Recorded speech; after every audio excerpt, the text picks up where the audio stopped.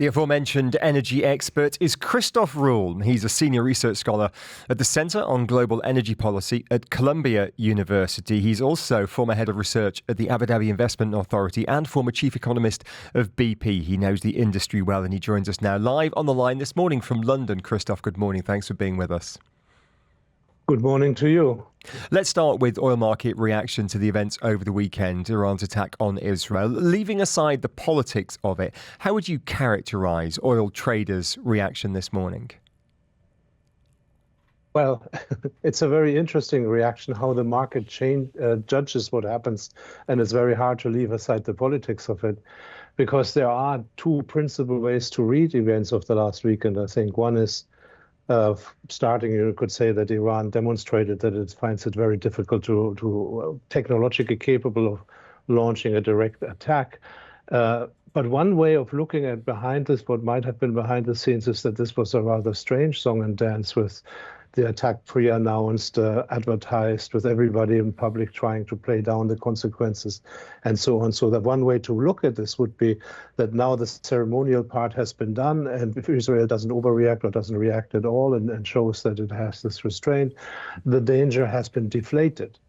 Another way to look at what has happened is that based on the difficulty Iran has to do something more effective, could be that if Iran really wants to damage the Western alliance, Israel and those backing it, it would have to do something closer to home, something related to the oil region which surrounds it, and that would be a much more, shall we say, bullish or devastating, actually, sense for markets, and they would react much more with upward pressure, and they didn't. So they clearly thought that the air is out of this for a while. We've only got a few minutes with you, so let's look at the fundamentals of the oil market at the moment. Conflicting reports about oil demand over the weekend. We've got a fairly bullish forecast from OPEC about oil demand, and yet the International Energy Agency, Brandy mentioned this just a couple of minutes ago, are cutting its 2024 world oil demand growth expectations. How do you read demand? More on the side of the IEA, without wanting to support the IEA too much, because they are notorious for adjusting their forecasts frequently. I think the OPEC forecast, that's where your politics come back, is overly bullish. The IEA is, you think the OPEC is overly bullish? So I think that the actual demand numbers will come in much lower than the 2 million plus, which OPEC suggests, and more in the range of the 1.2 million barrels per day, which the IEA suggests after several adjustments. So in other words, the post-COVID bounce is over and the economy turns to a much more normal stage, and so does oil demand. So oil is around $90 a barrel at the moment for Brent crude. That's where it finished last week as well.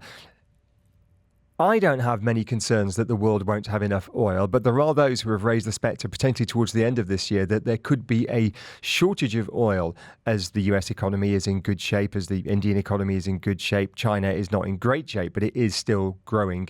You don't share those fears? No. There has not been, there is not, and there will not in the foreseeable future be a shortage of oil. I mean, we still have spare capacity, which is left spare because OPEC Plus cut production by more than 2 million barrels per day. We have the strongest production in the US for this year probably that we ever had, and it keeps on growing. But don't forget, we have an oil price, which is, if you adjust it for inflation and efficiency gains, lower than the average over the last 10 years. So this is not an exorbitant high oil price. It is just in nominal terms, looks like it. But no, there is enough oil in the world. So the problems come from politics and from geopolitics. Christoph, can we talk about a story from late last week during the Eid al-Fitr break that broke? Reuters news agency reporting that ADNOC, Abu Dhabi National Oil Company, had actively considered a bid for BP, one of the world's energy majors. And I mentioned in the introduction, not only are you former chief economist at BP, but formerly head of research at the Abu Dhabi Investment Authority. And of course, you're not speaking on behalf of either of those organisations. I'm well aware now, but you certainly do have some context. What was your reaction to this? I think it was a lot of things are obviously being discussed in boardrooms in a lot of companies, but I think this was an unlikely event. What we are seeing is a wave of mergers and acquisitions, as we always do if an industry consolidates. Most of these acquisitions and so on took place in the US and come in the wake of the shale revolution, which was like a very individualized revolution, so to speak, carried forward by many smaller companies, which then sort of started to consolidate, focus less on growth, more on shareholder returns, and more on size. I don't think we are yet at a stage where we can speak of mergers between super majors, so the 7 big oil companies, or between very large state-owned companies and very large private companies. For that to happen, we would need a situation like in the 1990s, perhaps with many years of high oil prices, and these institutions to be even more awash in cash than they are currently. More broadly, though, the ADNOC potentially on the acquisition trail. The Reuters story says that ADNOC has been looking at several potentially transformative acquisitions in this space, and it says it is big enough to do so. It's not a listed company, but if Saudi Aramco is a $2 trillion company, ADNOC's about a third the size, so that would make it maybe a $700 billion company. BP is just a $100 billion company. Would you see the likelihood that you would get ADNOC making some kind of transformative acquisition in this space? Would that make sense to you? Let's say the ambition might be there, because ADNOC has been a trailblazer in many ways in reorganizing its downstream activities and allowing investors in. But it also always has been a company which has been under control of the government of the Emirates ultimately. And it is hard to see that would be really transformative, how a state-owned company could acquire, with the consent of the shareholders, a private company of the size of BP. It is not impossible to imagine. It certainly would be transformative. But as I said, I think we are still some way off from a major acquisition like that. Finally, Christoph, a quick word on green energy and the energy transition, the World Future Energy Summit kicking off in Abu Dhabi in about 24 hours' time. For you, what's the big story this week when it comes to green energy and energy transition? There are many, I know, but what would be the big one for you?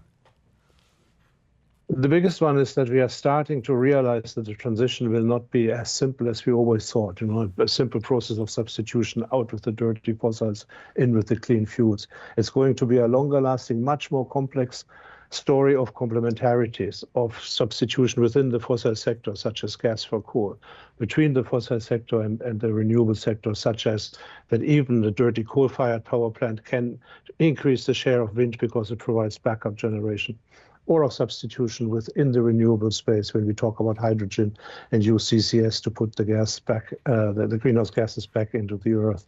It is therefore, I think, a great credit for the UAE when they did incorporate and the insistence that it will not be possible without fossil fuels. And what we saw this weekend is, I would go one step further, is that you cannot have an energy transition without energy security. And at the moment, you cannot have energy security without fossil fuels. Christoph, great talk to you. Appreciate your time this morning. Thanks very much indeed for getting up early in London to speak to us. Really do appreciate it. Christoph Ruhl there of Columbia University. He mentioned hydrogen there. And Tom, you picked up on the fact that a new speaker announced for the World Future Energy Summit.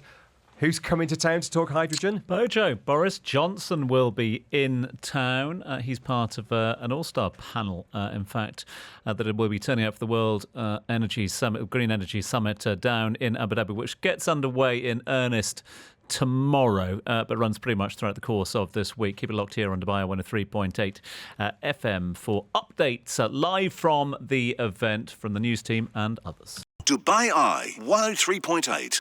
Join the conversation.